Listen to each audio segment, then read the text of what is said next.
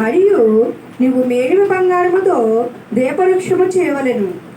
పరిశుద్ధుడా, ప్రేమగల యేసయ్య వందనాలు. చదవబడిన వాక్యం మీది పరిశుద్ధాత్మ మీరు రాయించినందుకు వందనాలు. వాక్యం విత్తుచున్నదని వ్యాపనప్పుడు అభిషేకించండి. బలముతో ఎప్పుడు వచ్చిన మందులతో మాట్లాడి సహాయం చేయండి. ఆటంకపరిచినట్టు ఏసునామములో దూరపరచండి. మీరే మహిమ ఘనత ప్రభావం కీర్తి ఆరోపించుకోమని ఏసునామములో నా పరమ తండ్రి, ఆమేన్. హల్లెలూయా.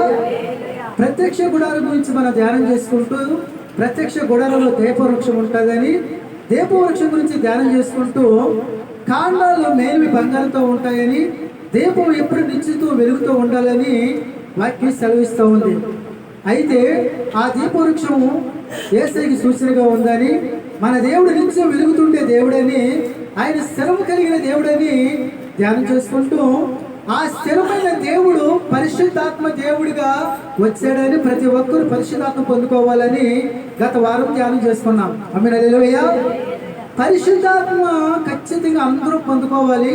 ఆత్మ లేని వాడు నా వాడు కదని వాక్యం సెలవిస్తూ ఉంది. పరిశుద్ధాత్మ కలిగి ఉంటే మనం ఒకలాగా ఉంటాము, పరిశుద్ధాత్మ లేకపోతే ఇంకొకలాగా జీవిస్తాం. ఎందుకంటే ఈ లోకంలో మనుషునికి ఇద్దరు అవకాశం ఇస్తారు. మనం కోరుకుంటే పరిశుద్ధాత్ముడు వస్తాడు, మన ఇష్టం లేకపోతే వాడు వస్తాడు. ఎవడో దురాత్మ వస్తాడు.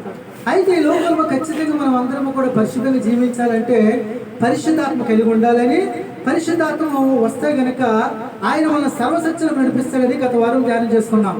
ఆమేన్. హల్లెలూయా. యేసుక్రీస్తు ప్రభుల వారికి 12 మంది శిష్యులు.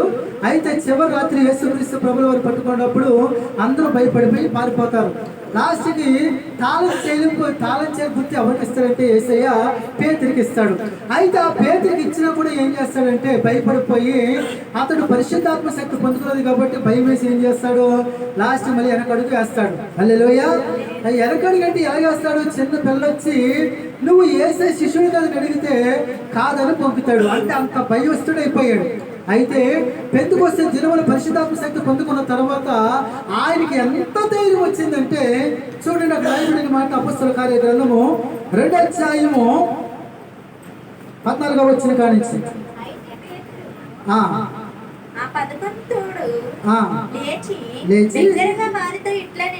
లేచి నిలిచి బిగ్గరగా వారితో ఇట్లనెను. హల్లెలూయా.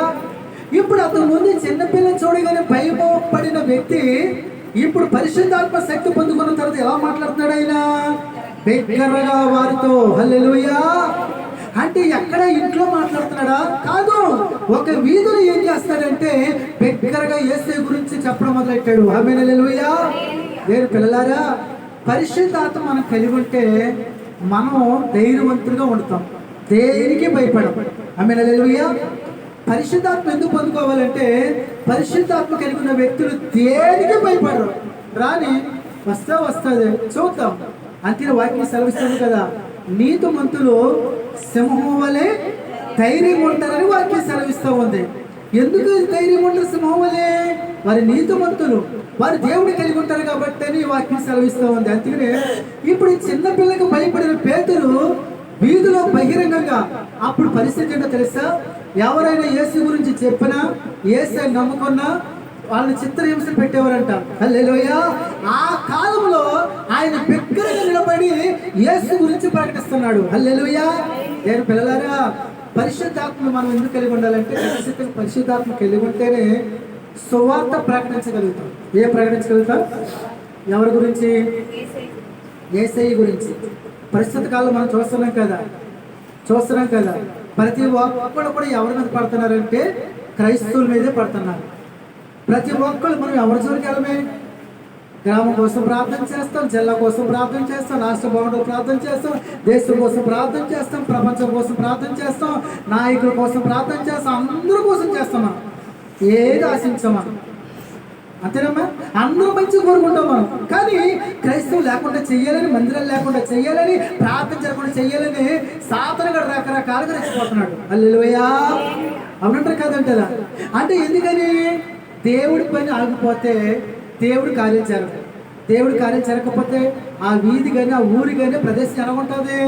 చీకటి అయోమయం పరిస్థితి. ఆమేన్. హల్లెలూయా. అవునంటారు కదంటారమ్మా? 3 రోజులు మనకు సూర్యుడు రాకుంటే ఎలా ఉంటుంది చెప్పండి ఒకసారి.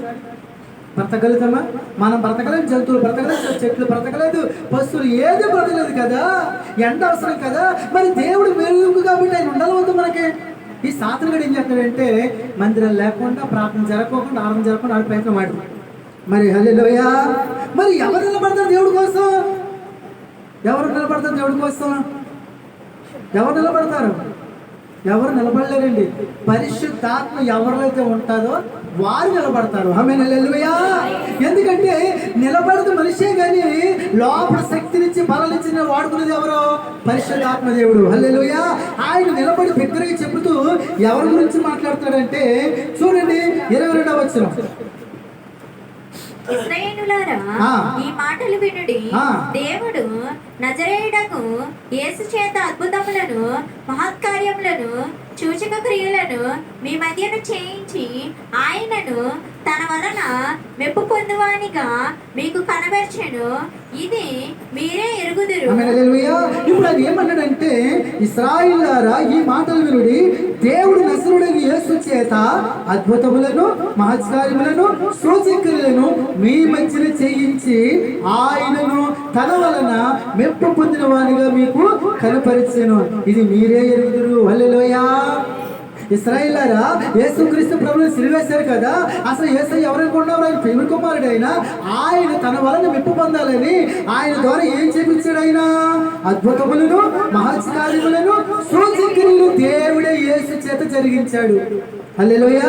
అటువంటి యేసుని మీరు ఏం చేశారంటే చంపించేశారు. ఆమేన్, హల్లెలూయా. అంటే ఇప్పుడు యేసుక్రీస్తు ప్రభుల వారి ద్వారా తండ్రి ఏం చేపించాడు? అద్భుతాలు, మహత్కార్యాలు, సూచన జరిగించాడు కాబట్టి అని చెప్పిన ఆయన యేసుక్రీస్తు ప్రభుల వారి చివరి రోజున ఎప్పుడు ఏమన్నా తెలుసా? మీరు సువార్త ప్రకటించండి, నాకన్నా గొప్ప కార్యాలు మీరు చెయ్యాలని వారందరినీ దీవించండి. ఆమేన్, హల్లెలూయా. యేసుక్రీస్తు ప్రభువు జీవించిన కాలంలో తండ్రి పని మీద వచ్చాడండి. తండ్రి ఆయనకి అధికారం ఇచ్చాడండి. అద్భుతాలు చేశాడు యేసయ్య, సూచక్రియలు చేశాడు, మహత్కార్యాలు చేసినట్టు తండ్రి వాడుకున్నారు. ఎవరిని? యేసుక్రీస్తు ప్రభుల వారిని. మరి యేసయ్యలతో సువార్త ఎవరు ప్రకటించాలి? మరి 12 మంది చెయ్యాలి కదా. వీళ్ళు వెనక్కి వెళ్ళిపోయి చేపలు పట్టుకుంటా వెళ్ళిపోయారు. అయితే దేవుడు మాట్లాడాడని, పరిశుద్ధాత్మ శక్తి పొందుకున్నారని ఇప్పుడు వీళ్ళు ఏం చేశారంటే ఇప్పుడు దేవుడి కొరకు, దేవుడి సువార్త కొరకు బయలుదేరారు. ఆమేన్, హల్లెలూయా, హల్లెలూయా. ఇప్పుడు యేసుక్రీస్తు ప్రభువు వారి అద్భుతాలు చేస్తూ ఉంటే ఈ గోడ ఉన్న 12 మంది అలాగే చూశారు. వీళ్ళు ఏం చేయలేదు. అప్పుడు వాళ్ళు అక్కడికి అన్నారు, అయ్యా మీ నామం దెయ్యాలు వెళ్ళగొట్టమన్నారు. ఎలాగొట్టారు? అయితే ఈ వెళ్ళిన తర్వాత పరిశుద్ధ శక్తి పొందుకున్న తర్వాత చూడండి ఒకసారి నెక్స్ట్ 3వ అధ్యాయం మొదలు వచ్చింది. ప్రార్థనా కాలమున పేతురును యోహానును దేవాలయమునకు ఎక్కి వెళ్ళుచుండగా పుట్టినది మొదలుకొని కుంటివాడిన ఒక మనుష్యుడు మోసుకొని పోబడుచుండెను. హల్లెలూయా. ఇప్పుడు యేసయ్య వెళ్ళిన తర్వాత ఇప్పుడు శిష్యులు సువార్త ప్రకటిస్తున్నారు. పగలు 3 గంటల ప్రార్థన కాలం పేతురు యోహాను దేవాలయం ప్రార్థన చేయడానికి వెళ్తున్నారంట. పుట్టినది మొదలుకొని కుంటివాడైన ఒక మనుష్యుడు మోసుకొనిపోబడుచుండెను. వాడి దేవాలయంలోకి వెళ్లి వారిని భిక్షమడుటకు కొందరు ప్రతి దినము వారిని శృంగారమని దేవాలయం ద్వారం వద్ద ఉంచుచూ వచ్చిరి. హల్లెలూయా. ఇప్పుడు యేసయ్య తర్వాత శక్తి పొందుకున్న తర్వాత వీళ్ళ పక్కన సువార్త ప్రకటిస్తున్నారు, మరో పక్కనే మందిరానికి వెళ్ళి ప్రార్థన చేస్తున్నారు. హల్లెలూయా. యూదులకున్న అలవాటు ఏంటంటే ఉదయకాలం 9 గంటలకు వెళ్తారు మందిరానికి, మధ్యాహ్నం 12 గంటలకు వెళ్తారు, సాయంత్రం 6 గంటలకు, మధ్యాహ్నం 3 గంటలకు వెళ్తారు. ఉదయం 9, 12, 3 గంటలకి. అందుకని యేసుక్రీస్తు ప్రభుల వారిని 9కి సిలువేస్తారు. 12 గంటలకు మంచి 9 to 3 గంటల వరకు సిలువలో ఉంటాడు ఆయన. యూదులకున్న అలవాటు ఖచ్చితంగా ప్రార్థన కాలము 9 గంటలకు మందిరానికి వెళ్తారు, మధ్యాహ్నం 12 గంటలకు వెళ్తారు, 3 గంటలకు వెళ్తారు. వాళ్ళకున్న అలవాటు అయింది. హల్లెలూయా. వాళ్ళ క్రమం తప్పరండి. వాళ్ళు అంతే కదా. దానియేలు రోజుకి మోకాళ్ళు ప్రార్థన చేసేవాడు అంట. హల్లెలూయా. కాబట్టి సంఘానికి వచ్చిన తర్వాత మనకు కూడా 3 పూటల ప్రార్థన అలవాటు ఉండాలి. ఎన్ని పూటలమ్మా? ఉదయం, మధ్యాహ్నం, సాయంత్రం. యూదుల టైం టేబుల్ వేరు, మన టైం టేబుల్ వేరు. మన వాళ్ళకి సాయంత్రం 6 గంటల నుంచి బయలుదేరుతుంది. వాళ్ళకి దినం కౌంటింగ్. మనకమ్మో ఉదయం 1 గంట నుంచి కౌంట్ అవుతుంది. ఆమేన్, హల్లెలూయా.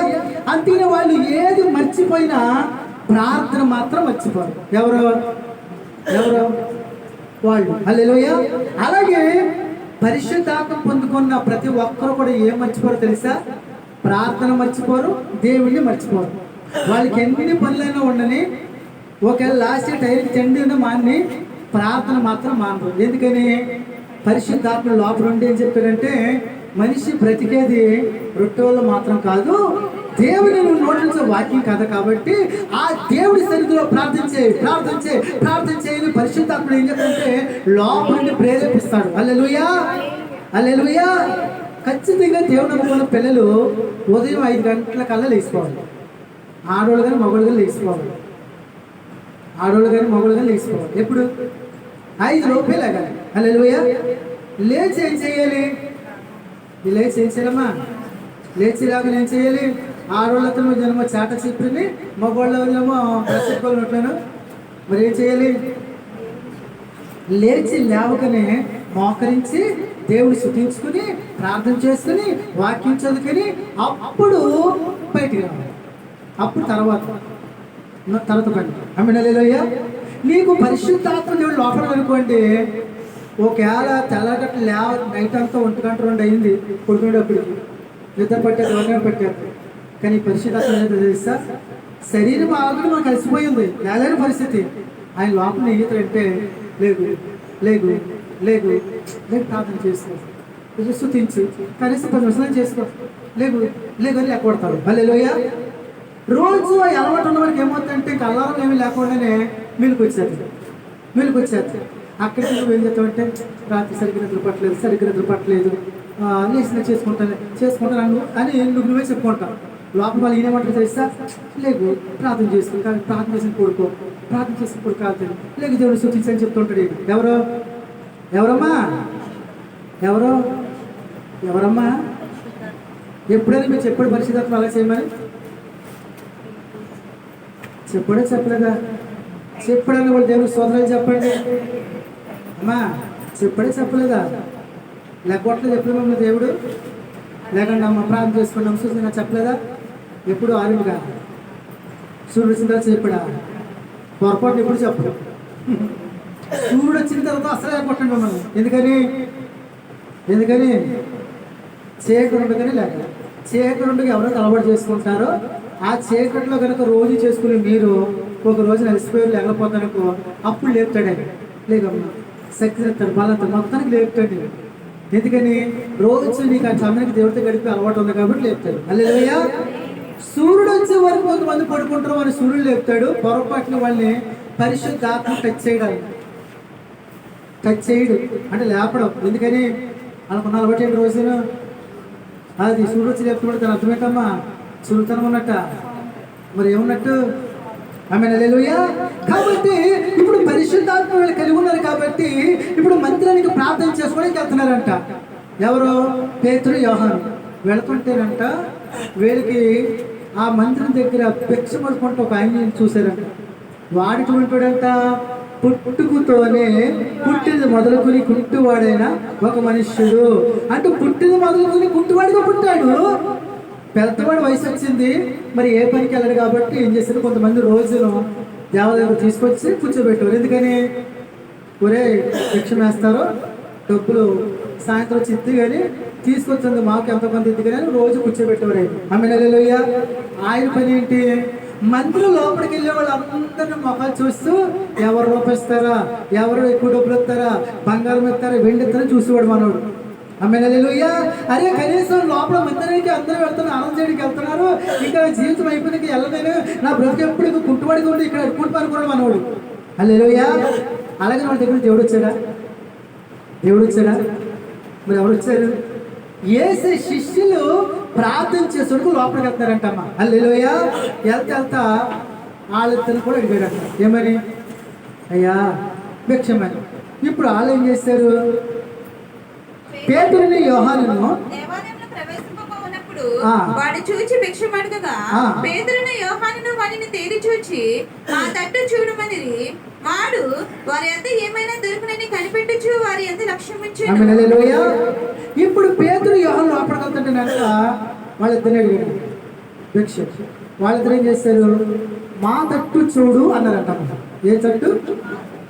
ఇప్పుడు ఈ భిక్ష అడగగానే వాళ్ళు మా తట్టు చూడమంటే వీడియో పెట్టుకుంటాడంట. వీళ్ళ దగ్గర ఏమైనా వెండి బంగారం ఏమన్నా దొరుకుతా మా తట్టు చూడమంటే మొత్తానికి ఇచ్చేలాగా ఉన్నారని అలాగే చూస్తారంట. ఆమె హల్లెలూయా. అవునంట కదంటారమ్మా దేవుని పిల్లలారా. ఇప్పుడు అంతకుముందు భిక్షగాళ్ళు వేరు, ఇప్పుడు భిక్షగాళ్ళు వేరు కదమ్మా. అన్నిట్లో ఒరిజినల్ లేవు. ఉన్నారమ్మా?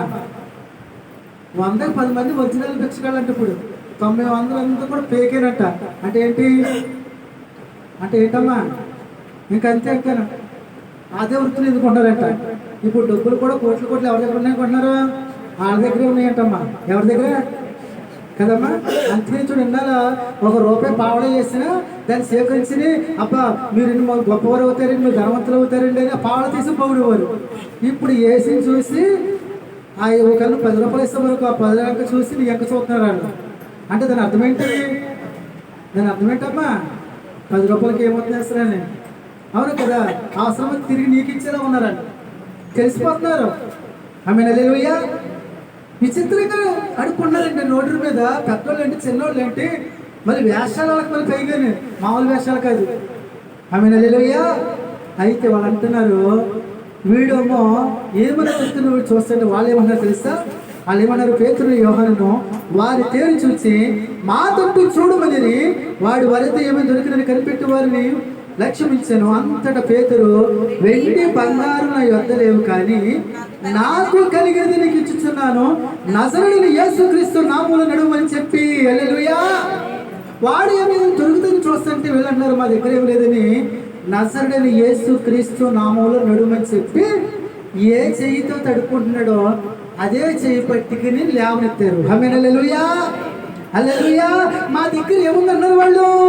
నజరుడైన యేసుక్రీస్తు. హల్లెలూయా. ఏ నామం ఉంది మా దగ్గర? నజరుడైన యేసుక్రీస్తు నామం ఉంది. యేసుక్రీస్తు నామం ఉంది. దేవుని పిల్లలారా, వాళ్ళ దగ్గర ఏమీ లేదు, కానీ వాళ్ళ కూడా ఎవరున్నారంటే యేసు నామం ఉంది. ఏ నామం ఉంది? ఆమేన్. హల్లెలూయా. అంటే వాళ్ళ దగ్గర ఏమీ లేదు. దేవుని పిల్లలారా, అంతమంది పిరికిగా ఉండేవారు, ఇప్పుడు ఒక ధైర్యం వచ్చింది, ఇప్పుడు ఆత్మ పొందుకున్నారు. ఇప్పుడు ఏం జరుగుతుందంటే యేసయ్య ఇటువంటి అద్భుతాలు చేశారో వీరి ద్వారా కూడా అద్భుతాలు జరుగుతూ ఉన్నాయి. హల్లెలూయా. దేవుని పిల్లలారా, జాగ్రత్తగా ఉండండి. మీలో ఎవరైనా రోగిగా ఉంటే వాక్యం సెలవిస్తుంది. ఒకసారి మాట చదవండి.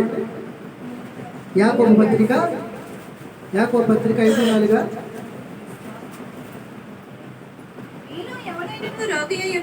మీలో ఎవరైనా రోగిగా ఉన్నాడా? అతడు సంఘపు పెద్దలను పిలిపింపవలెను. వారు ప్రభువు నామమున అతనికి నూనె రాచి అతని కొరకు ప్రార్థన చేయవలెను. విశ్వాస సహితమైన ప్రార్థన ఆ రోగిని స్వస్థపరచును. ఆమేన్. హల్లెలూయా. ఇప్పుడు మీలో ఎవరైనా రోగిగా ఉంటే అక్కడ దేవుడు ఎవరిని పిలవమని ప్రార్థించమని చెప్పాడు? సంఘ కాపని అన్నాడా, పాస్టర్ గారు అన్నాడా, సంఘ పెద్దలు అన్నాడా? కదా, అవునంటారా కాదంటారా? అవునంటారా కాదంటారా? చెప్పండి. మరి మన విశ్వాసం ఏంటి? పాస్టర్ గారు ప్రార్థించేత అవుతుంది, ఇంకెవరు చేసిన అవ్వదు కదమ్మా. పాస్టర్ గారే. మరి సంఘ పెద్దలు అంటే ఎవరు? ఆత్మీయ జీవితంలో ఆత్మీయులు ఎదిగిన వ్యక్తిని సంఘ పెద్ద. అవునంటారా కాదంటారా? ఇప్పుడు మీరు అంటారు కదా సాక్ష్యాలు, నేనండి రక్షణ పొందుకునండి 15 సంవత్సరాలు అయిందండి, 10 సంవత్సరాలు అయిందండి, 5 సంవత్సరాలు అంటున్నావు కదా. మరి 5 సంవత్సరాలు 10 సంవత్సరాలు సంఘంకి వస్తాను నీవు, మరి ఆత్మీయ జీవితంలో పెద్ద అయినట్టే కదా. నువ్వు పెద్దగా ఉన్నావా, చిన్నగా ఉన్నావా అమ్మా? మరి పెద్ద అవ్వాలి కదా, పెద్ద అయ్యావు కదా. ఆత్మీయులు పెద్దగా ఉన్నప్పుడు నువ్వేం చేయాలి? ఒక్కొక్కసారి మీ ఇంట్లోనే నీ భార్య కానీ, నీ భర్త కానీ, నీ పిల్లలు కానీ జ్వరమో, తలనొప్పో, కడుపు నొప్పి ఏదో బాధపడతారు. అప్పుడు నువ్వేం చెయ్యాలి? నీ ఇంట్లో పక్కన ఉంటుంది కదా, ఏముంటుందమ్మా? జాగ్రత్తగా ఉండండి. అక్కడ ఏమన్నాడంటే మీలో రోగిగా ఉంటే నూనె తీసుకుని చదవండి, మాట చదవండి. ప్రభువు నామమున నూనె రాచి ప్రార్థన చేయాలి. నూనె రాచి ప్రార్థన చేయమన్నాడు. అవునా కదా? మరి అందరి ఇంట్లో పక్కన ఉంటుందా? ఉండదమ్మా, అందరింట్లో ఉంటారు. ఇప్పుడు సంఘానికి వచ్చే నీవు 5 సంవత్సరాలు సీనియర్ నువ్వు ఆ పెద్దగా ఎదిగినట్టు కాబట్టి, విశ్వాసాలు ఎదుగవు కాబట్టి నువ్వేం చేయాలంటే, ఇప్పుడు నీ పిల్లకి అర్ధరాత్రి జ్వరం వచ్చింది, ఇప్పుడు నువ్వే పెద్ద కాబట్టి నువ్వేం చేయాలి? నీ ఇంట్లో కబ్బులను తీసుకుని ఏమన్నాడు? ఎక్కడితే జ్వరం ఉందో అక్కడ రాసి ఏమన్నాడు? ప్రభువు నామమున ప్రార్థన చేయమన్నాడు. లేదా? అప్పుడు నువ్వేం చేయాలి? నువ్వు నీ బిడ్డ కోసం ప్రార్థన చేయాలి. అక్కడ ఏమంటాడంటే విశ్వాస సహితమైన ప్రార్థన రోగిని స్వస్థపరచు. అంటే నువ్వు విశ్వాసంతో నాయనా రోగిగా ఉంటే కనుక నాయన నూనె రాసి ప్రార్థన చేయమన్నావు నాయన, నేను నమ్ముతున్నాను ప్రభా, నువ్వు స్వస్థపరచమని నమ్ముతున్నాను ప్రభా, ఇప్పుడు నా బిడ్డను ప్రార్థన చేస్తున్నాను ప్రభా, మీరు స్వస్థపరిచారు ప్రభా నమ్ముతున్నాను ప్రభా అని మీరు విశ్వాసంతో చేశారనుకోండి, ఖచ్చితంగా రోగి స్వస్థత అయిపోతుంది. ఎవరికి? నీ పిల్లలకి అయిపోతుంది, కష్టమే కాదు. ఎందుకంటే దేవుడు చెప్పినట్టు చేస్తాడు. నూనె రాస్తావు, యేసు నామములో ప్రార్థన చేస్తావు, విశ్వాసంగా చేస్తావు, స్వస్థ అయిపోతుంది. హల్లెలూయా. ఇలా చేయండి. మీరు ఏం చేస్తారు తెలుసా? ఈ మధ్యకాలంలో ఎక్కడ చూసినాను తైలాభిషేక ఆరాధన వచ్చింది. ఏ ఆరాధన అమ్మా? తైలాభిషేక ఆరాధన వచ్చింది. అంటే ఇప్పుడు పాస్టర్ గారు పని లేదు. ఇప్పుడు ఆ పాస్టర్ గారు ఏమంటున్నారంటే, ఇక్కడ తైలాభిషేకంలో దేవుడు ప్రేరేపించాడు, నేను ప్రార్థన చేస్తాను, అభిషేకం వాటిలో దిగిపోతుంది. వాటిలో ఏమవుతుందంటమ్మా? అభిషేకం అవుతుందంట. అభిషేకం ఎవరి మీద ఉంటుంది? అభిషేకం ఎవరు పొందుకోవాలి? సజీవంగా ఉన్న వాళ్ళ మీద అభిషేకం పనిచేస్తారు. హల్లెలూయా. బ్రతుకున్న వాళ్ళ మీద అభిషేకం పనిచేస్తాయి. ఇప్పుడు నూనె బ్రతికిందా, కదులుతుంది, మెదులుతుంది? అది కదలదా, మెదదు కదా. ఇప్పుడు ఈయన ఏమన్నాడంటే, నేను నా అభిషేకాన్ని ప్రార్థన చేస్తున్నాను, దాంట్లోకి వెళ్తుంది, మీరు రాసుకోండి, ఇంటికి వెళ్ళిన తర్వాత మీరు ఆ నూనె రాసుకుంటే చాలు, స్వస్థత అయిపోతుందని చెప్తున్నాడు ఆయన. మనవాళ్ళు ఏం చేస్తారంటే ఎంచక్కన 20-30 కొనేసి పట్టుకెళ్ళిపోతున్నారు. నేను చేసే పని ఏంటంటే, ఇప్పుడు ఉదాహరణ కాళ్ళు నొప్పి చేయనొప్పి అనుకోండి, ఇలా తలనొప్పి ఉందనుకోండి, శుభ్రంగా మంచం మీద పడుకుని అమ్మా కాళ్ళు నొప్పి చేయనొప్పి అంటాడు వీడు. మరి ఏం చేయండిరా, మరి నిన్న అభిషేకం నువ్వు కొనుక్కొచ్చావు కదా, రాసే మొత్తం ఒళ్ళంతా రాసి అంటాడు. వీడు కొడుకుని చూస్తాడు, చేతిలో రిమోట్ ఉంటుంది, టీవీ పెట్టుకుని చూస్తూ ఉంటాడు. వీళ్ళు అమ్మ ఏం చేస్తుందంటే నొప్పి ఉన్న కూడా ఆ నూనె రాసి చేస్తామాట. హల్లెలూయా. చూసారు అంతే ఎలాగైపోయింది లాస్ట్కి. ఆయనేమో రోగిగా ఉంటే నూనె రాసి ప్రార్థన చేసి అన్నాడు ఆయన. మనోళ్ళు ఏం చేస్తారు? ప్రార్థన లేదు, ఏమీ లేదు, ఆ నూనె పట్టుకొచ్చి రాసేసుకుంటారు అనమాట. హల్లెలూయా. మరి జరుగుతుందా జరగదా అమ్మా? జరుగుతుందా జరగదా? చెప్పండి, జరుగుతుందా జరగదా? ఆమె హల్లెలూయా. నేను పిల్లలారా, ఇప్పుడు రాయబడిన మాట ఏంటంటే, మా దగ్గర వెండి బంగారం లేవు, యేసు నామములో ప్రార్థన చేస్తామని ఏ చెయ్యితో అయితే అడుక్కుంటున్నాడో అదే చెయ్యి పట్టుకుని లేవగానే రాయబడిన మాట ఏంటి తెలుసు? అక్కడ వాని కుడి చెయ్యి పట్టుకుని లేవనెత్తెను, వెంటనే వాని పాదములను చీలమండలను బలము పొందెను, వాడు దిగ్గున లేచి నిలిచి నడిచెను. నడుచుచు దేవుని స్తుతించుచు హల్లెలూయా. ఏ చెయ్యితో భిక్ష పడుతుంది అదే చెయ్యి పట్టిన యేసు నామములో ఎవరైతే పుట్టిన మొదలుకుంటువాడంట. రాయబడిన మాట ఏంటి తెలుసా? వాని పాదములు చీలమండలను బలము పొందెను. హల్లెలూయా. ఏం పొందుకున్నాయి అంటే కుంటుబడి కూడా కారణం ఏంటి? బలం లేదు, ఇప్పుడు బలం వచ్చింది, నిలబడిపోయింది. హల్లెలూయా. వాళ్ళ దగ్గర ఏముందన్నారు? యేసు నామములో ప్రార్థన చేస్తారు. ఏ నామం? ఏ నామం? మనలో మనమాట. వాళ్ళు నూనెకాయ చేసి ప్రార్థన చేశారు, అక్కడ లేదు కదా. చెయ్యి పట్టుకుని యేసు నామములో లేదనగానే వాళ్ళకి ఏమొచ్చింది? శక్తి, బలం వచ్చింది. ఆమేన్. హల్లెలూయా. మరి అంతమంది పిలుపుకోవాలి కదా. ఇప్పుడు అభిషేకం పొందుకున్న తర్వాత, పరిశుద్ధం పొందుకున్న తర్వాత ధైర్యం వచ్చింది. ధైర్యం రావడమే కాదు, సువార్త ప్రకటిస్తున్నారు. సువార్త ప్రకటించడమే కాదు, రోగుల కొరకు ప్రార్థన చేస్తుంటే స్వస్థ అయిపోతుంది. హల్లెలూయా. నేను పిల్లలారా, ఈరోజు పరిశుద్ధాత్మ అందరితో మాట్లాడుతున్నాడమ్మా. సంఘానికి నువ్వు వచ్చావు, నువ్వు పరిశుద్ధాత్మ శక్తి పొందుకుంటే నువ్వు ధైర్యంగా మాట్లాడతావు, నీకు బలం వస్తుంది. ఒకవేళ మీ ఇంట్లో ఎవరైనా రోగులు ఉన్నారనుకోండి, మీరు ఎంచక్క పరిశుద్ధాత్మ శక్తి కలిగి మీరు ప్రార్థన చేయండి. అద్భుత రీతిగా మీ ఇంట్లో వాళ్ళు మీ ద్వారా దేవుడు స్వస్థత అయినట్లు చేస్తాడు. హల్లెలూయా. హల్లెలూయా. కారణం ఏంటి? ఆ లోపల పరిశుద్ధాత్మ దేవుడు వాడుకుంటున్నాడు. ఏం పిల్లలారా, అంతిన సంఘానికి వచ్చిన తర్వాత మనం అందరం ఎవరిని కలిగి ఉండాలి? చెప్పండి, ఎవరిని కలిగి ఉండాలి? పరిశుద్ధాత్మ. పరిశుద్ధాత్మ ఆయన నీలో ఉన్నాడా? ఏం చేయలో చెప్తాడు, బలపరుస్తాడు. ఒకవేళ నువ్వు ఆయన చేయగల పని ఏంటంటే ప్రార్థన చేయి, ప్రార్థన చేయి, దేవుడు అద్భుతం చేస్తాడని చెప్తాడండి. హల్లెలూయా. అంతే సంఘానికి వచ్చిన తర్వాత మనం అందరం ఏం పొందుకోవాలి? పరిశుద్ధాత్మ శక్తి పొందుతుంది. పరిశుద్ధాత్మ శక్తి పొందుకోండి. ఆమేన్. హల్లెలూయా. పరిశుద్ధాత్మ శక్తి పొందుకుంటే మీరు ప్రార్థన చేస్తే మీరు ఎక్కడికి వెళ్తే అక్కడ అద్భుతాలు చేస్తాడు దేవుడు. హల్లెలూయా. అటువంటి గొప్ప దేవుడు మన దేవుడు అండి. అటువంటి గొప్ప దేవుడు మన దేవుడు అండి. ఆమె హల్లెలూయా. అంతే ఈ రోజు పరిశుద్ధాత్మ అందరితో మాట్లాడ తల్లి. మరి పరిశుద్ధాత్మ శక్తి కలిగి ఉన్నారా మీరు? పరిశుద్ధాత్మ పొందుకున్నారా మీరు? చేయవలసిన సింపుల్ పని, హృదయమైన తలుపు తెరిస్తే వస్తానని చెప్పాడు. నీవు హృదయం తెరిచి హృదయపూర్వక ప్రార్థించి పరిశుద్ధాత్మ నీలో వస్తాడు, శక్తి పొందుకుంటావు. అక్కడి నుంచి నేను నడిపించేది పరిశుద్ధాత్మ దేవుడు. అటువంటి కృపణ దేవుడు మనందరికీ అనుగ్రహించును గాక. ఆమేన్. మోకరించి ప్రార్థన చేసుకున్నాం. ప్రతి ఒక్కరు కూడా ప్రార్థన చేసుకోండి. ఒక్క నిమిషం పాటు అందరూ కూడా ప్రార్థన చేసుకుందాం. దేవా నన్ను మీ శక్తితో నింపండి ప్రభువా. అయ్యా మీ బలముతో నింపండి ప్రభువా. అయ్యా మీ శిష్యులు ప్రభునైనా పిరికి వారి